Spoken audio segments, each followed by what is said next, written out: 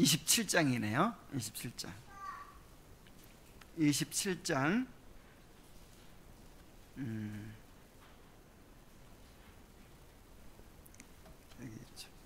30절로 46절입니다. 27장 30절부터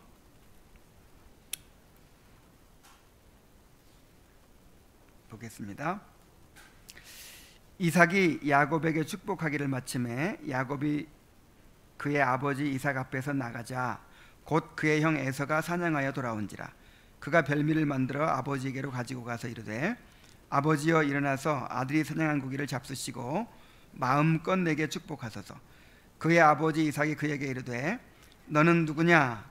그가 대답하되 나는 아버지의 아들 곧 아버지의 맏아들 에서로소이다. 이삭이 심히 크게 떨며 이르되 그러면 사냥한 고기를 내게 가져온 자가 누구냐? 내가 오기 전에 내가 다 먹고 그를 위하여 축복하였은즉 그가 반드시 복을 받을 것이니라. 에서가 그의 아버지의 말을 듣고 소리내어 울며 아버지에게 이르되 내 아버지여 내게 축복하소서. 내게도 그리하소서. 이삭이 이르되 내 아우가 와서 속여 내 복을 빼앗았도다. 에서가 이르되 그의 이름이 야곱이라 함이 합당하지 아니하니까 그가 나를 속임이 이것이 두 번째니이다. 전에는 나의 장자의 명분을 빼앗고 이제는 내 복을 빼앗았나이다. 또 이르되 아버지께서 나를 위하여 빌복을 남기지 아니하셨나이까. 이삭이 에서에게 대답하여 이르되 내가 그를 너의 주로 세우고 그의 모든 형제를 내가 그에게 종으로 주었으며 곡식과 포도주를 그에게 주었으니 내 아들아 내가 내게 무엇을 할 수 있으랴. 에서가 아버지에게 이르되 내 아버지여 아버지가 빌복이 이 하나뿐이리이까 내 아버지여 내게 축복하소서. 내게도 그리하소서 하고 소리를 높여 우니 그 아버지 이삭이 그에게 대답하여 이르되 내 주소는 땅의 기름짐에서 멀고 내리는 하늘 이슬에서 멀 것이며 너는 칼을 믿고 생활하겠고 내 아우를 섬길 것이며 내가 매임을 벗을 때에는 그 멍에를 내 목에서 떨쳐버리리라 하였더라. 그의 아버지가 야곱에게 축복한 그 축복으로 말미암아 에서가 야곱을 미워하여 심중에 이르기를 아버지를 곡할 때가 가까웠은즉 내가 내 아우 야곱을 죽이리라 하였더니 맏아들 에서의 이 말이 리브가에게 들리매 이에 사람을 보내어 작은 아들 야곱을 불러 그에게 이르되 내 형 에서가 너를 죽여 그 한을 풀려하니 내 아들아 내 말을 따라 일어나 하란으로 가서 내 오라버니 라반에게로 피신하여 내 형의 노가 풀리기까지 몇 날 동안 그와 함께 거주하라. 내 형의 분노가 풀려 내가 자기에게 행한 것을 잊어버리거든 내가 곧 사람을 보내어 너를 거기서 불러오리라. 어찌 하루에 너희 둘을 이르랴. 여기까지만 보겠습니다. 잠깐 기도하겠습니다. 하나님 아버지, 오늘도 우리에게 말씀을 선포하여 주신 은혜를 감사드립니다. 성령님께서 우리의 마음을 조명하여 주셔서 이 말씀을 하나님의 음성으로 듣고 잘 깨달아 순종할 수 있도록 인도하여 주시옵소서. 예수님의 이름으로 기도하옵나이다. 아멘.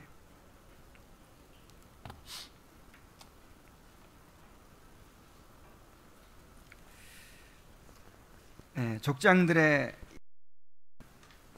단순히 개인의 가정사가 아니라 구약 교회의 이야기라고 누차 말씀드린 바 있습니다. 이삭의 가정에서 일어난 일들은 오늘날 교회 안에서 일어나는 일들을 보여주고 있습니다. 하나님은 이삭과 리브가 야곱과 에서의 모습을 통해서 바로 우리들의 모습을 보여주고 계시는 것입니다. 오늘은 축복을 빼앗긴 에서에 대해서 살펴보고자 합니다. 우리는 에서를 교회 밖에 있는 불신자라고 생각해서는 안 됩니다.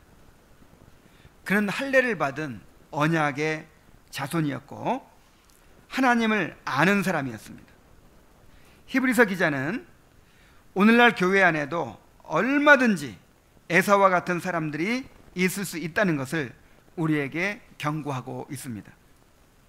히브리서 12장 16절에 보면요, 음행하는 자와 혹 한 그릇 식물을 위하여 장자의 명분을 판 에사와 같이 망령된 자가 있을까 두려워하라.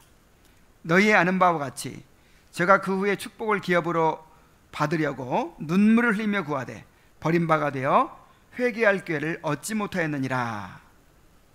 이렇게 우리에게 경고하고 있습니다. 에서는 신자라는 이름은 가졌지만 그리스도 안에 있는 신령한 복을 추구하기보다 세상을 쫓아서 살다가 결국 심판날에 하나님께 영원히 버림받게 되는 그런 사람들을 보여주고 있는 것입니다. 본문을 통해서 경계를 받고 우리 가운데서 에사우 같은 사람들이 한 사람도 나오지 않게 되기를 바랍니다. 또 우리 안에 있는 그 에사우 같은 모습들을 다 벗어버리게 되기를 간절히 바랍니다.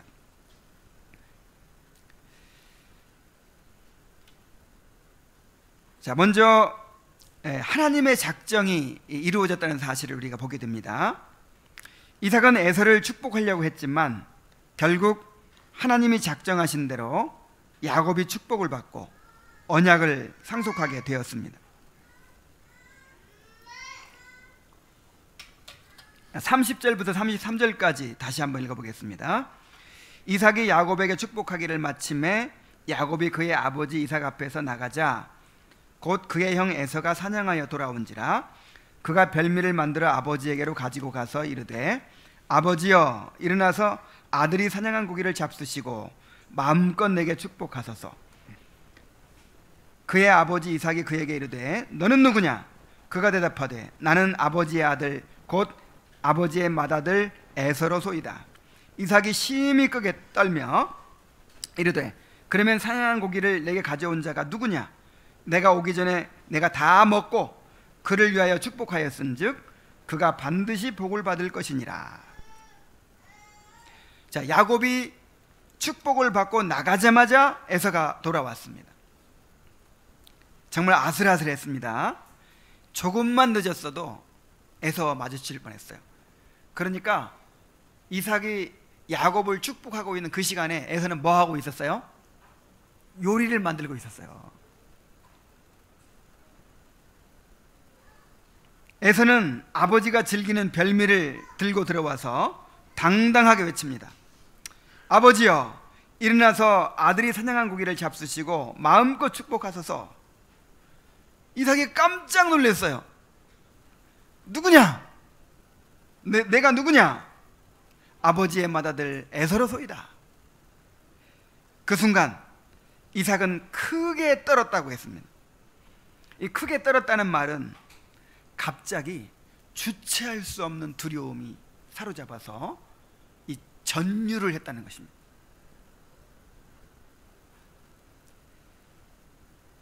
자신의 축복을 받은 사람이 야곱이라는 사실을 알게 되면서 이삭에게 큰 각성이 일어나게 된 것이죠.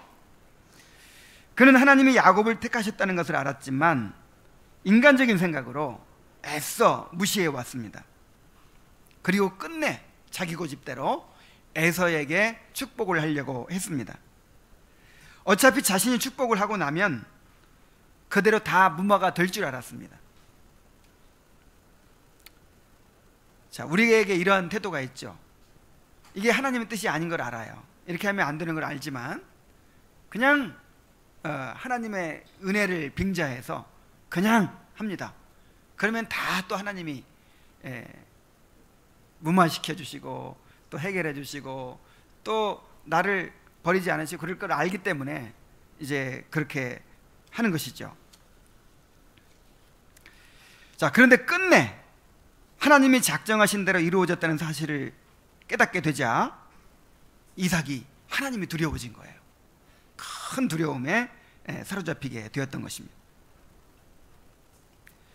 그리하여 이삭은 하나님의 뜻에 굴복할 수밖에 없었습니다. 그러면 사냥한 고기를 내게 가져온 자가 누구냐? 내가 오기 전에 내가 다 먹고 그를 위하여 축복하였은즉 그가 반드시 복을 받을 것이니라. 야곱인 걸 알죠. 야곱인 걸 아는데 이제 에서 생각해서 야곱이라는 말은 하진 않지만 그 야곱이 축복을 받았기 때문에 이제 야곱이 장자의 명분을 가지게 되고 또 언약을 상속하게 될 것이다, 이렇게 말하는 것이죠. 우리는 이 사건을 통해서 하나님이 작정하신 일을 결코 사람이 거스를 수 없다는 사실을 보여줍니다. 이삭은 아무도 모르게 에서만 불러서 축복을 하려고 했어요. 그렇게 하면 아무도 자기를 방해할 수 없을 것이다, 그렇게 생각을 했어요. 그런데 하나님은 이삭이 몰래 축복을 하려고 하는 것을 이용하셔서 오히려 자신의 뜻을 이루셨습니다. 이삭이 자기 꾀에 자기가 빠지게 되었던 것이죠. 사람이 어떻게 하나님의 작정을 거스를 수 있겠습니까? 잠언 16장 9절에 보면 사람이 마음으로 자기의 길을 계획할지라도 그 걸음을 인도하시는 자는 여호와시니라 그랬어요. 또 잠언 19장 21절에 보면은 사람의 마음에는 많은 계획이 있어도 오직 여호와의 뜻이 완전히 서리라 하고 말씀하셨습니다. 그러므로 우리가 자기 길을 고집하면 고집할수록 우리만 더 힘들어진다는 걸 알아야 돼요. 이삭이 자기의 뜻을 고집한 결과가 무엇입니까? 이삭이 에서를 편애하니까, 야곱은 본체만치 하니까 또 리브가는 리브가대로 야곱을 편애할 수밖에 없어요. 점점 그렇게 되겠죠. 그리고 에서는 에서대로 빗나가게 되고, 결국 리브가와 야곱은 인간적인 수단과 방법으로 이 이삭의 축복을 받아내려고 하게 됐습니다. 그리하여 온 집안이 분란이 일어나고 온 가족이 고통을 받게 되었습니다. 이렇게 하나님의 뜻을 거역하고 자기 길을 고집할수록 우리는 삶을 낭비하게 되고 우리의 삶이 더 힘들어질 수밖에 없는 거예요. 우리의 길은 이미 정해져 있습니다. 여러분들은 이미 하나님의 작정 가운데 있어요. 여러분들 향한 하나님의 작정이 무엇입니까?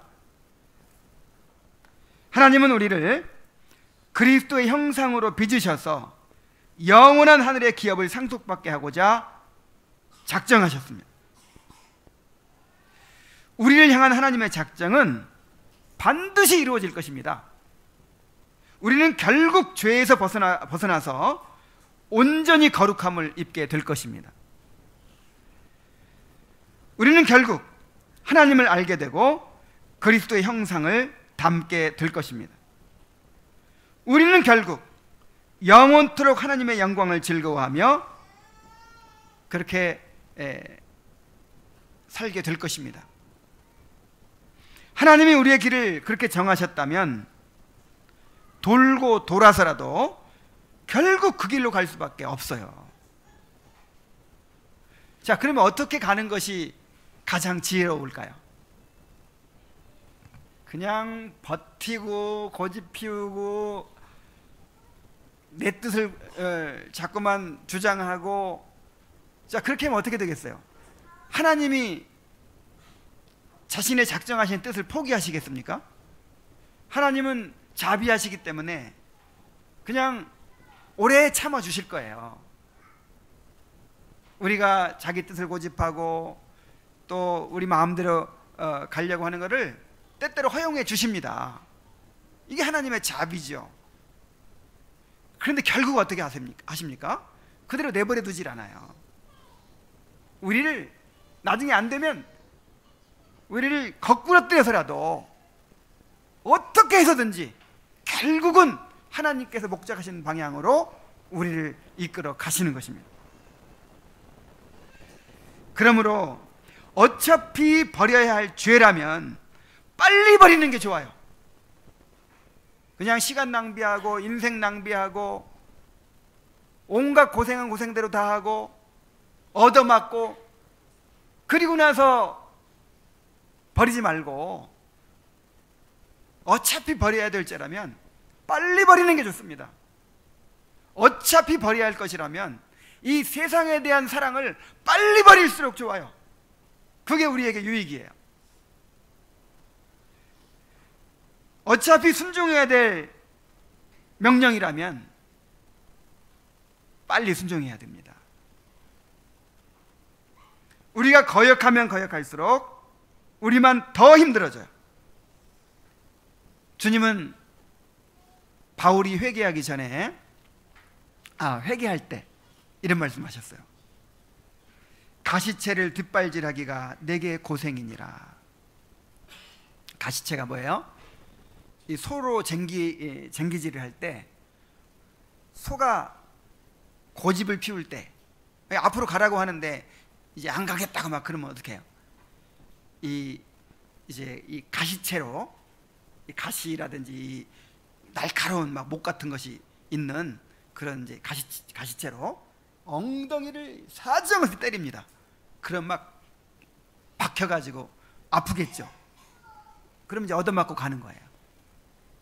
그래서 소가 그걸 싫어가지고 뒷발질을 해요. 막 때리지 말라고.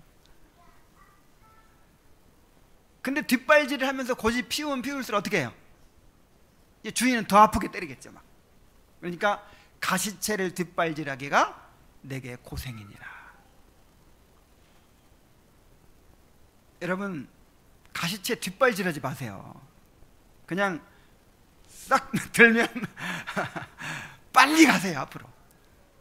그래, 안 맞습니다.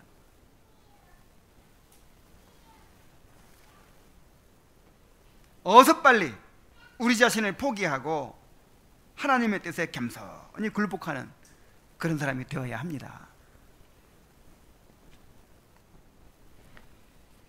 자, 이제 축복을 빼앗긴 에서의 모습을 봅니다. 에서는 한 번 빼앗긴 축복을 결코 돌이킬 수가 없었습니다. 34절부터 40절까지의 말씀을 또 봅니다. 에서가 그의 아버지의 말을 듣고 소리내어 울며 아버지에게 이르되 내 아버지여 내게 축복하소서 내게도 그리하소서. 이삭이 이르되 내 아우가 와서 속여 내 복을 빼앗았도다. 에서가 이르되 그의 이름이 야곱이라 함이 합당하지 아니하니까 그가 나를 속임이 이것이 두 번째니이다. 전에는 나의 장자의 명분을 빼앗고 이제는 내 복을 빼앗았나이다. 또 이르되 아버지께서 나를 위하여 빌복을 남기지 아니하셨나이까. 이삭이 에서에게 대답하여 이르되 내가 그를 너의 주로 세우고 그의 모든 형제를 내가 그에게 종으로 주었으며 곡식과 포도주를 그에게 주었으니 내 아들아 내가 내게 무엇을 할 수 있으랴. 에서가 아버지에게 이르되 내 아버지여 아버지가 빌복이 이 하나뿐이리까 내 아버지여 내게도 축복하소서 내게도 그리하소서 하고 소리 높여 우니 그 아버지 이삭이 그에게 대답하여 이르되 내 주소는 땅의 기름짐에서 멀고 내리는 하늘 이슬에서 멀 것이며 너는 칼을 믿고 생활하겠고 내 아우를 섬길 것이며 내가 매일매일 벗을 때에는 그 멍에를 내 목에서 떨쳐버리리라 하였더라. 자, 에서가 아버지의 말을 듣고 대성통곡을 하며 부르짖습니다. 내 아버지여 내게 축복하소서 내게도 그리하소서. 에서는 야곱이 장자의 명분을 빼앗더니 결국은 나중에 이 복을 받는 것도 빼앗았다고 야곱을 비난하면서 아버지께서 나를 위하여 빌복을 남기지 아니하셨나이까 하면서 아버지가 자기를 사랑하는 걸 알기 때문에 그 아버지의 그 사랑에 매달려서 그렇게 소리 높여 울면서 아버지의 마음을 돌이키고자 몸부림을 칩니다. 처절하게 매달립니다. 그러나 이삭은 야곱을 너의 주로 세우고 모든 복을 다 주었으니 너에게는 더 이상 빌복이 없다라고 하면서 오히려 그에게는 야곱과 반대되는 예언을 해줍니다. 야곱에게는 하늘의 이슬과 땅의 기름짐으로 축복을 했는데 에서에게는 내 주소는 땅의 기름짐에서 멀고 내리는 하늘 이슬에서 멀 것이라고 합니다. 이 예언대로 에서의 후손인 에돔 족속은 농사도 지을 수 없는 그런 척박한 땅, 이 세일산지라고 하는 곳에 거하게 되었습니다. 또한 너는 칼을 믿고 생활할 것이라고 말합니다. 에돔 족속이 거칠고 호전적인 사람들로서 약탈을 일삼으면서 살아가게 될 것을 예언한 것입니다. 그리고 내 아우를 섬길 것인데 나중에는 그 매임을 벗고 멍에를 떨쳐버리게 되리라고 합니다. 이 예언대로 에돔 족속이 다윗 시대부터 이스라엘에게 정복당해 가지고 이제 속국이 됩니다. 그래서 이스라엘에 이제 조공을 바치는 그런 나라가 됐어요. 그런데 솔로몬 이후에 나라가 둘로 나뉘어지죠. 그리고 남왕국 여호람 왕 때 이제 국력이 점점 약해지다 보니까 그 수하에 있던 속국들이 다 막 독립을 하게 돼요. 그때 멍에를 떨치고 매임을 벗어나게 되었습니다. 결국 에서는 영원히 언약의 복을 잃어버리게 되었습니다. 자신만이 아니라 자신의 후손들까지도 언약의 백성에서 제외되어 버렸습니다. 에서의 모습은 그리스도 안에 있는 신령한 복을 받을 수 있는 기회가 주어졌음에도 불구하고 그 복을 외면하고 세상을 쫓다가 영원히 그 복을 잃어버린 자들의 비극적인 모습을 보여주고 있습니다. 지금은 은혜의 때죠. 하나님의 말씀이 이렇게 선포되고 있고 얼마든지 그 말씀을 듣고 주님께 돌아올 수 있는 그런 기회가 주어지고 있어요. 고린도후서 6장 1절로 2절에 보면은 우리가 하나님과 함께 일하는 자로서 너희를 권하노니 하나님의 은혜를 헛되이 받지 말라.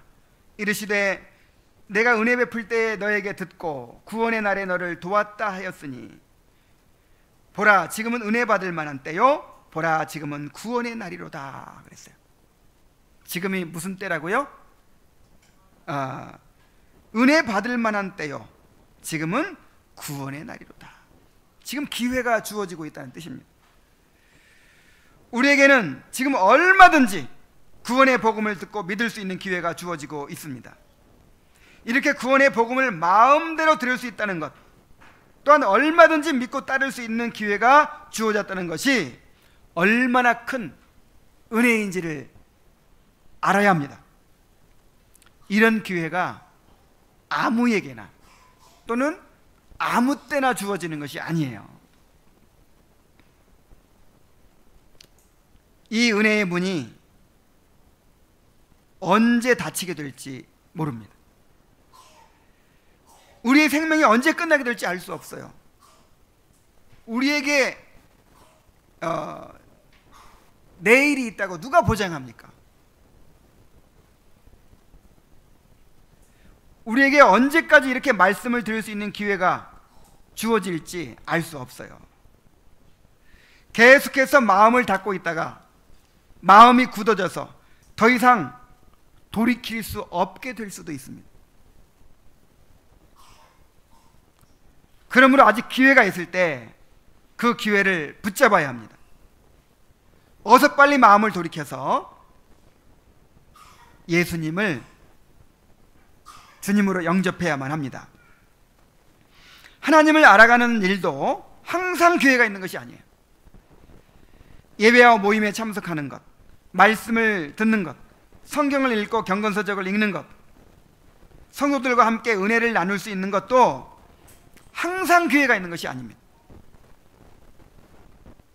우리가 원하기만 하면 항상 말씀을 들을 수 있는 것이 아닙니다. 하나님은 말씀을 귀하게 여기지 않고 소홀히 여기는 자들에게 내가 너희에게 말씀을 듣지 못하는 기갈을 보내겠다 이렇게 경고하셨어요. 여러분 이렇게 마음대로 마음껏 말씀을 듣고 배울 수 있는 거 이거 엄청난 축복입니다. 내가 건강하지 못해서 이 기회를 얻을 수 없을 수도 있어요.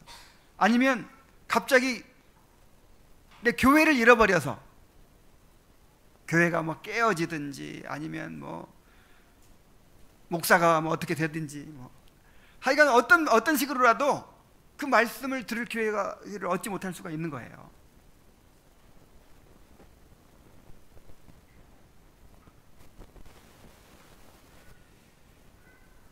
더 이상 시간을 낼 수 없는 그런 환경이 주어질 수도 있어요. 건강이 따라주지 않고 눈이 침침해지고 정신이 흐릿해지고, 그렇게 해서 우리가 말씀을 듣고 싶어 듣지 못하고 또 모임에 가고 싶어도 가지 못하고 그럴 때가 반드시 옵니다. 그러므로 하나님이 우리에게 이토록 풍성하게 말씀을 공급해 주실 때, 아직 시간이 있고 아직 힘이 있을 때, 아직 마음이 굳어지지 않고 머리가 굳어지지 않았을 때 부지런히 하나님을 알아가며 경건을 훈련해야 합니다. 우리 자녀들을 말씀으로 양육하는 일도 항상 기회가 있는 것이 아니에요. 이 아직 어렸을 때는 이 부모가 그야말로 하늘이요 땅입니다. 이 부모가 절대적인 존재예요. 아이들에게 그때 말씀을 가르쳐야 돼요. 조금만 자라보세요. 이제 점점 부모의 품을 떠납니다. 그래서 자녀를 부모가 마음대로 할 수 없을 때가 와요.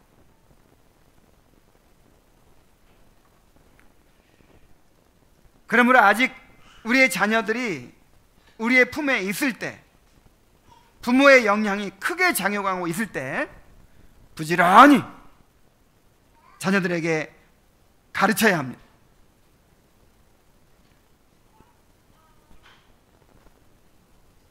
다음으로 스스로 축복을 놓쳐버린 에서의 모습을 우리가 다시 한번 봅니다. 에서가 축복을 빼앗기게 된 것은 누구 책임이에요? 자기의 책임이에요. 내가 자초한 일이에요. 물론 하나님이 야곱을 택하시고 그를 버리신 것은 사실입니다. 그러나 하나님의 작정은, 하나님의 택하심은 우리가 알 수 없는 거예요. 하나님의 택하심은, 하나님의 작정은 인간의 의지와 상관없이 이루어지지 않아요. 하나님의 작정이 제1원인이라고 하고 인간의 의지가 제2원인이라고 하는데, 이 제1원인과 제2원인은 동시에 작용합니다. 자, 어떻게 작용한다고요? 동시에. 그래서 동시발생이라는 말을 해요. 동시발생.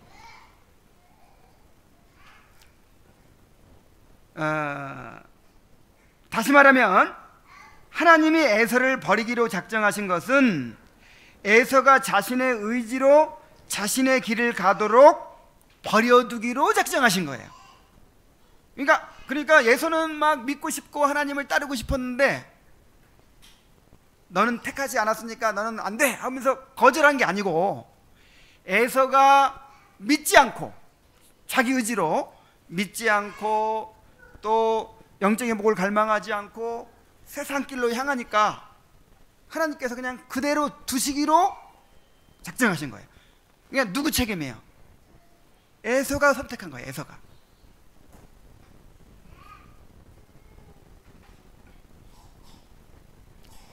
하나님의 입장에서 보면은 하나님의 작정이 이루어진 거죠. 그러나 에서의 입장에서 보면 에서가 그렇게 믿지 않고 순종하지 않은 거예요. 그래서 히브리서 기자가 우리에게 에서 같은 자가 있을까 두려워하라 이렇게 말하고 있는 거예요.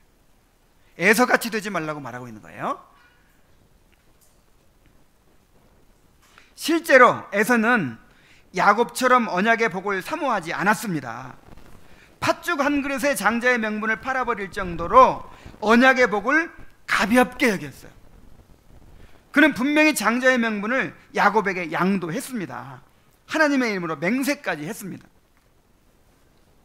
그는 언약의 복을 가볍게 여겼기 때문에 또한 언약의 상속자로 살지도 않았어요. 그는 장막에 거하면서 아버지의 가업을 잊고 언약을 전수받고자 하는 대신 들사람이 되어서 사냥을 하면서 자유분방하게 살았습니다. 요즘식으로 하면 교회도 안 나왔어요. 교회도 안 다니고 그냥 세상에 나가서 자기 마음대로 사는 거예요. 결정적으로 그는 가나안 여인들과 결혼을 했습니다. 아버지를 이어서 언약 백성의 조상이 되려고 했다면 어떻게 가나안 여인들과 결혼하여 순수한 혈통과 신앙을 더럽힐 수가 있겠습니까?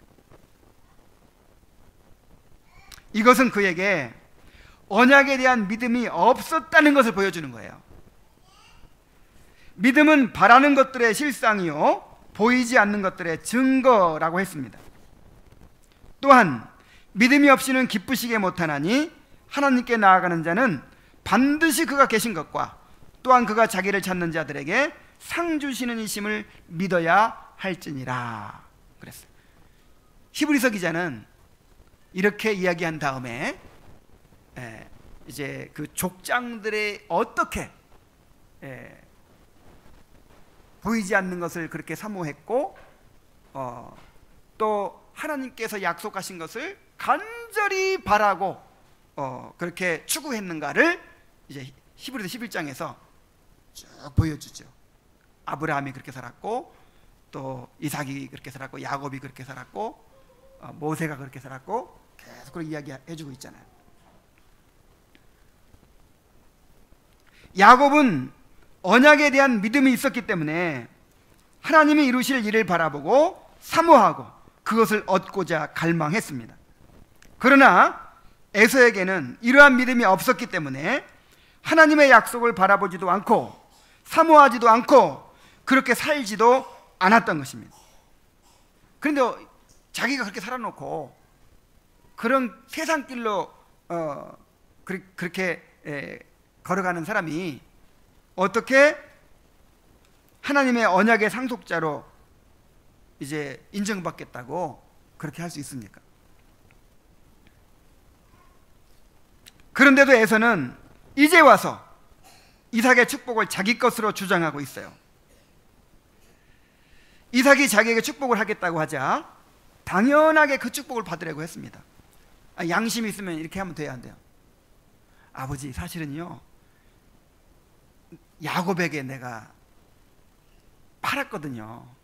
하나님 앞에 맹세까지 했거든요.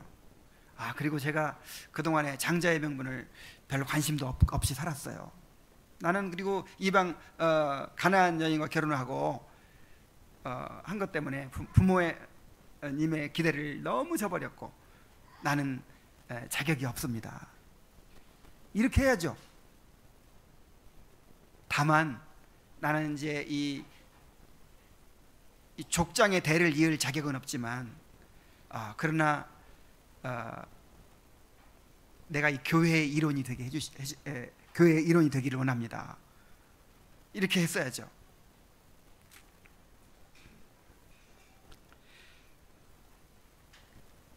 그러나 에서는 이삭이 축복을 하겠다고 하니까 당연히 자기가 축복을 받아야 될 것으로 생각하고 그렇게 이제 축복을 받으려고 해요.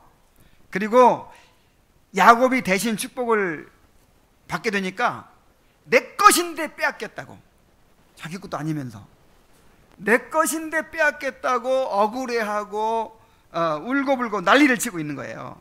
심지어 야곱을 미워하고 죽이려고까지 합니다. 그런데 정말 양심불량이죠. 양심불량. 말이 안 되죠. 그는 언약의 복에 대하여 관심도 없었고 장자의 명분을 야곱에게 양도하고 맹세까지 했고 더군다나 전혀 언약과 관계없는 삶을 살아왔어요. 그런데 어떻게 이제 와서 축복받을 생각을 합니까? 어떻게 축복을 빼앗겼다고 억울해할 수 있습니까? 그래서 그가 이삭의 축복을 받고자 한 것은 언약에 대한 믿음 때문이 아니었다는 걸 알 수 있어요.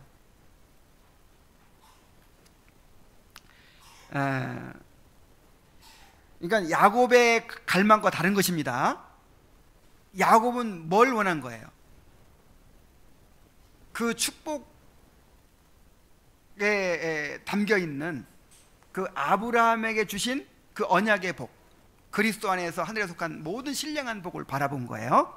근데 이삭은 단지 장자로서 재산을 물려받고 그 다음에 이제 이 외적인 권리, 족장이 되고 하는 이런 거를 이제 추구했다는 걸 우리가 알 수 있는 거예요. 오늘날 교회 안에도 에서와 같은 사람들이 많이 있습니다. 오늘날 교회 안에는 에서처럼 그리스도 안에 있는 하늘에 속한 신령한 복을 사모하지도 않고 천국 백성으로 살아가지도 않으면서도 자신이 구원받았다고 주장하고 천국에 들어가기를 바라는 그런 사람들이 많이 있어요. 이것은 오늘날의 교회가 값싼 복음을 전하여 참된 회개가 없는 이름뿐인 신자들을 양산하고 있기 때문입니다. 오늘날 교회들은 사람들의 죄를 책망하여 회개하게 하는 대신 믿기만 하면 구원이라는 값싼 복음을 전하여 회심의 증거가 전혀 없는 사람들에게 구원의 확신을 도매금으로 막 심어주고 있어요. 예수님이 나를 위해 십자가에 달려 죽으신 것을 믿기만 하면 어떻게 살든 상관없이 천국에 간다는 것입니다. 마치 뭐하고 똑같으냐면 전혀 자격이 없는데 이 에서에게 축복을 해주고자 하는 이삭과 같아요.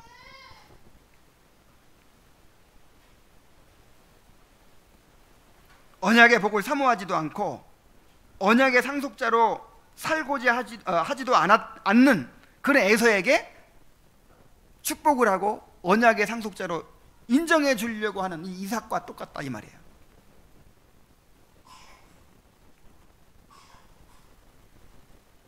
회심하지 않는 사람들도 천국에 가고 싶은 욕망이 강할 수 있어요. 천국을 사모할 수 있어요.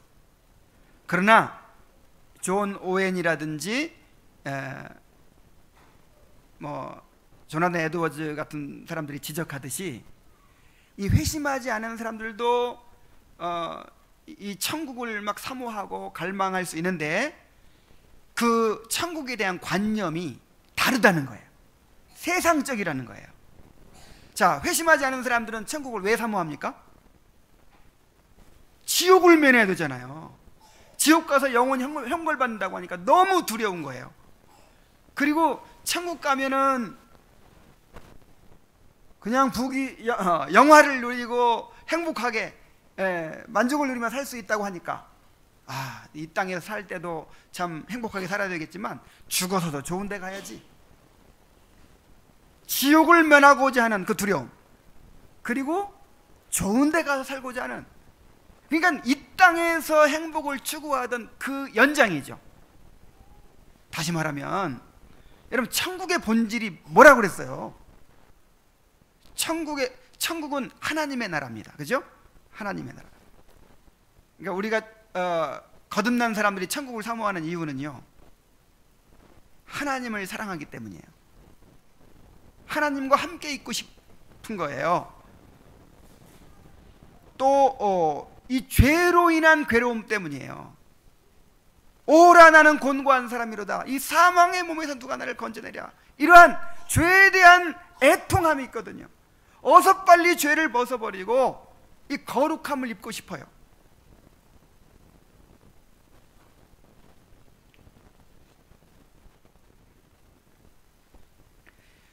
우리가 이 땅에서 경험하는 은혜와 천국에서 누릴 영광이 결코 다르지 않다는 걸 알아야 됩니다. 여러분, 이게 굉장히 중요한 거예요. 자, 이 땅에서 우리 은혜를 누리죠. 그리고 그 은혜가 이제 완성돼서 천국에서는 뭘 누려요? 완전한 영광을 누리죠. 근데 그것이 달라요, 같아요? 같은 거예요. 같은 거예요. 다만 이 땅에서는 부분적으로 누리고 완성된 천국에서는 완전히 누린다 하는 것만 달라요.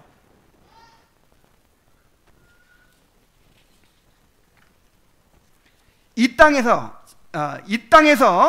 하나님을 사랑하고 하나님의 영광을 즐거워하던 사람들이 이제 영광스러운 천국에 가서 하나님을 온전히 사랑하며 그 영광을 온전히 즐거워하게 되는 것입니다. 이 땅에서 죄를 미워하고 슬퍼하며 날마다 죄와 싸우고 주님의 거룩함에 참여하게 되기를 갈망하던 사람들이 영광스러운 천국에서 그리스도의 거룩한 형상을 입게 되는 거예요. 이 땅에서 세상으로부터 돌아서서 천국 백성으로 살아갔던 사람들이 영광스러운 천국의 주인공들이 되는 것입니다. 누구나 자신이 살아온 대로 죽게 될 것입니다. 누구나 자신이 걸어온 길대로 목적지에 도착하게 될 것입니다. 경부고속도로를 달리다 보면 어디 나와요? 부산이 나와요. 영동고속도로로 달리다 보면 어디 나옵니까? 강릉이 나와요. 근데 영동고속도로로 달리는 사람이 부산 나오기를 바래요?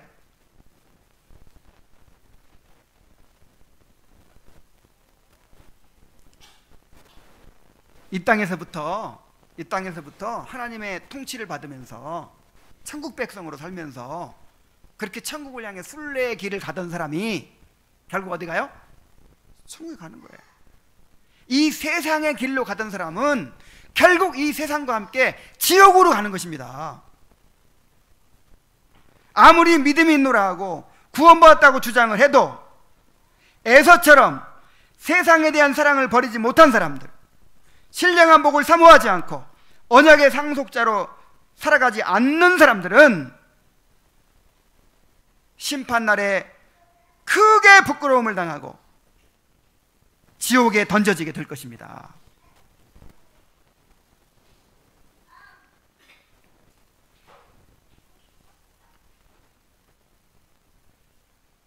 그러므로 우리가 에서의 이야기를 통해서 경고하시는 하나님의 말씀을 우리가 잘 들어야 될 줄로 믿습니다. 우리가 에서처럼 헛되고 무가치한 것들을 쫓다가 영원한 복을 놓쳐버리는 그런 어리석은 자들이 되어서는 안 되겠습니다. 야곱처럼 영적인 복을 바라보고 간절히 사모하며 전심으로 추구하는 그런 성도들이 되어야 할 것입니다. 하나님께서 끊임없이 말씀하시고 깨우치시는 은혜를 우리가 헛되이 받지 말아야 돼요. 날마다 그리스도 안에 있는 신령한 복을 바라보고 우리의 마음과 시간을 또 물질을 들여서 그 복을 추구하며 언약의 상속자로 살아가는 경건한 성도들이 되기를 간절히 바랍니다. 기도하겠습니다. 하나님 아버지, 오늘은 에서의 모습을 통해서 우리에게 경계의 말씀을 주시니 감사드립니다. 아버지 하나님, 우리 안에도 에서와 같은 모습들이 있습니다. 참으로 천국 백성이라고 주장하면서 천국 백성으로 살고자 하지는 않는 그런 태도가 우리에게 있습니다.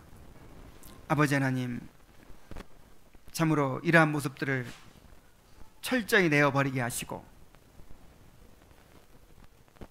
영적인 복을 사모하며 갈망하며 추구하는 삶을 살 수 있게 하여 주옵소서. 세상에 대한 사랑을 버리게 하시고